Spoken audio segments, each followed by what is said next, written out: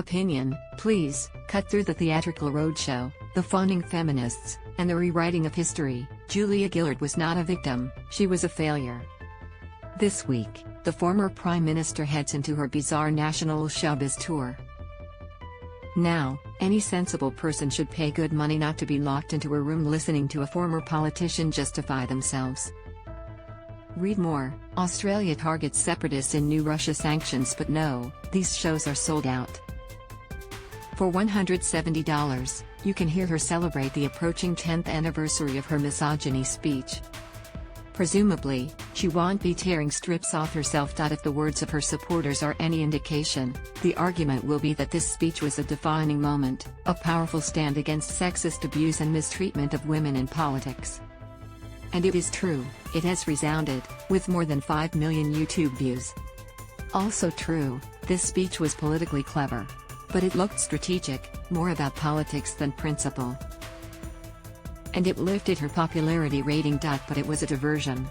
The feminist PM was locked into a piece of staggering hypocrisy, defending a seedy speaker who likened women to seafood. But he suited her numbers game. He resigned a few days later. Second, her government was dying, and this helped to paint her as the young female victim of the evil Murdoch empire, aging shock jocks, and anybody male and critical. The aim, and in many ways it succeeded, was to make it impossible for critics to judge her government harshly without being labeled a misogynist. Julia Gillard has every right to go on the road like some type of revitalized juggler. She has, after all, been quietly dignified since leaving. Her audiences have every right to applaud as she blinds them, presumably, with self-congratulation and spin. But have a think about it. It's true, Gillard suffered unacceptable and vile criticism based on her gender. Who really cared how she looked from behind or what she wore? Ditch the witch was garbage. But that type of thing didn't destroy her. Many male politicians have copped more nasty personal abuse about their height, lack of hair, or social views. It does not excuse sexism at any level against any person, but still, to many on the left, the new social failing is to be white, male, middle-aged and wear a suit. Julia Gillard failed because she lost confidence, lost focus, lost direction and lost the trust of both her party and the Australian people. Yes, she had a tough time. She lasted almost precisely 3 years, having rolled Kevin Rudd in June 2010, before his first term finished. She formed a minority government after the 2010 election, and that was tough. Trying to negotiate with Greens must be like herding stoned cats. She did some good things, then these, improvements to equal pay, and her economic management was not disastrous. Read more. Optus not cooperating with government over data breach, but there were strange decisions too, particularly from a woman who has become a feminist icon. She undermined single parenting payments, which arguably led to worsened poverty for tens of thousands of struggling women. She did not have a cohesive women's policy. The broken carbon tax promise is legendary, and for heaven's sake she voted against gay marriage. Now, she champions equality. At her sideshow this week, Gillard will probably argue political necessity. But that doesn't remove the reality that she was judged as a political beast, not a female political beast. And judged she was. She oversaw Labour's worst polling figures in 40 years.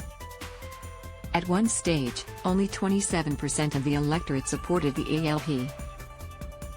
Was that really because of her chromosomes? Labour was headed for oblivion and she knew it. Rudd and his mates were plotting. She lost focus, lost her way, and found it politically helpful to blame men and sexism. From my position as an interviewer and commentator, I watched her turn from a competent, strong, powerful and determined leader to an indecisive, stumbling mess. She began as an excellent, down-to-earth communicator to whom people could relate. She developed into a confused waffler, frightened of saying something lest she say something.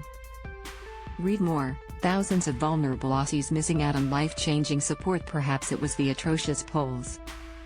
Perhaps it was the army of advisors telling her how to do it. Perhaps it was Rudd wafting in the background like the Grim Reaper, albeit with a larger scythe.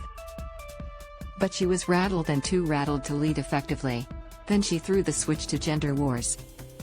A personal example of the change: one Friday, before she was PM, we had a stand-up shouting debate on radio about a matter of policy. It was strong but not personally abusive on either side. Blood was spilled, more mine than hers. She was good. The next day I saw her at the Formula One Grand Prix, walking towards me in a corridor with her partner. Oops, thought I, this could be trouble. But she greeted me like a mate. We had a laugh about the strength of the debate and agreed to do it again. It had been good, grassroots political disagreement. She loved it and she handled it superbly. That was the old Julia. Then she became PM and struggled. During the 2010 election campaign, she promised to become the real Julia. It insulted every voter who had thought she was already real, not a pretender. It promised a political role player, not an authentic leader. It suggested she had been elected party leader through some type of marketing trick. Read more. Army officers appear on Burkina Faso TV, declare a new coup. She was losing the trust of the public and the party. So, increasingly, she played the victim. The misogyny speech was only part of it.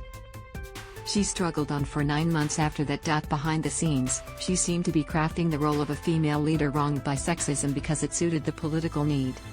She told commentators privately their criticism was only harsh because she was female. You would never treat a male prime minister that way, she told one. That approach is sad and unfair. It is sad because she did have ability and because it is always sad to see a capable person lose confidence.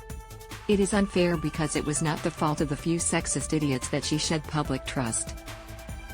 This was on her head. In the end, she arguably demeaned women as much as did the idiots. She demeaned them by suggesting they should get preferential treatment because of their gender. Women are better than that.